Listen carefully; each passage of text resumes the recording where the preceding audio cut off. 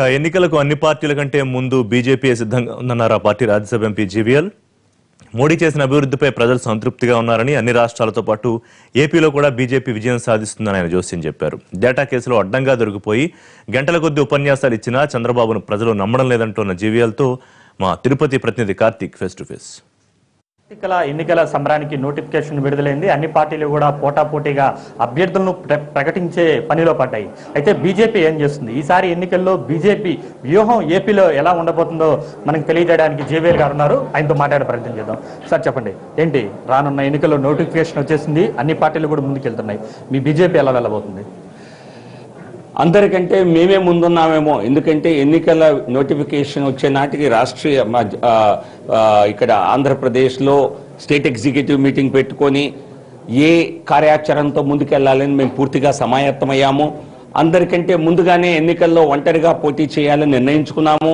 ప్రధానమంత్రి నరేంద్ర మోడీ గారి ఈ విశ్వ స్థాయిలో ఉన్నటువంటి ఖ్యాతి కానివ్వండి, గత కొద్ది నెలల్లో కేంద్ర ప్రభుత్వం తీసుకున్నటువంటి కొన్ని చారిత్రాత్మక నిర్ణయాలు కానివ్వండి, వీటి వలన భారతీయ జనతా పార్టీ ఉన్నటువంటి సపోర్ట్ బేస్ అనూహ్యంగా దేశవ్యాప్తంగా పెరిగింది. సో ఆంధ్రప్రదేశ్ కూడా ఒక గొప్ప రాష్ట్రంగా, ఒక భారతీయ జనతా పార్టీ యొక్క జయించే రాష్ట్రాల్లో ఒక జాబితాలో ఆంధ్రప్రదేశ్ కూడా చేరటానికి నాంది పలుకుతాయి ఈ ఎన్నికలన్న విశ్వాసంతో ముందుకెళ్తున్నాం. మీరైతే ఖచ్చితంగా బీజేపీ మంచి స్థానాలు గెలుస్తుంది అని చెప్తున్నారు. అయితే తెలుగుదేశం పార్టీ నేతలు మాత్రం కనీసం మీకు పోటీ చేయడానికి అభ్యర్థులు కూడా దొరకరు అనే స్థాయిలో విమర్శలు గుర్తిస్తుంది. దీని ఎలా చూస్తారు?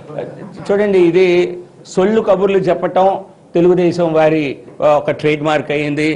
బాబు బాగా బుక్ అయ్యారు, బాబు బాగా కార్నర్ అయ్యారు. ప్రజల సొమ్ము దొంగిలించడంతో పాటు ప్రజల డేటాను కూడా దొంగిలించారన్న ఆరోపణల్లో పూర్తిగా వారు ఒక రకంగా బ్లాస్ట్ అయ్యి ఏ రకంగా గంటల కొద్దీ ఉపన్యాసాలతో పాటు గంటల కొద్దీ మీడియా మిత్రుల్ని కూడా పత్రికా సమావేశాల్లో బోరు కొట్టిస్తున్నారు. ఆయన పూర్తిగా ఓటమి అన్న భయం పట్టుకుంది చంద్రబాబు నాయుడు గారికి. సో కాబట్టి వీరు చంద్రబాబు నాయుడు గారు కానీ తెలుగుదేశం వారు కానీ వాగే పిచ్చివాగుడికి ప్రజలు ఎవ్వరూ వారికి ప్రభావితం కారు.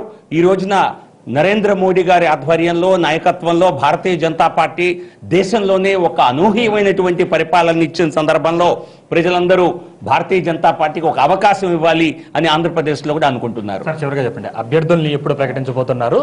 ఏ యొక్క నినాదంతో ఈసారి ఎన్నికల్లోకి వెళ్ళబోతున్నారు? భారతీయ జనతా పార్టీ అవినీతి లేని పరిపాలన అన్నది మా నినాదం.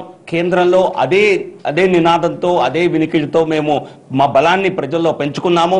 అలాగే అభివృద్ధితో కూడుకున్న పాలన.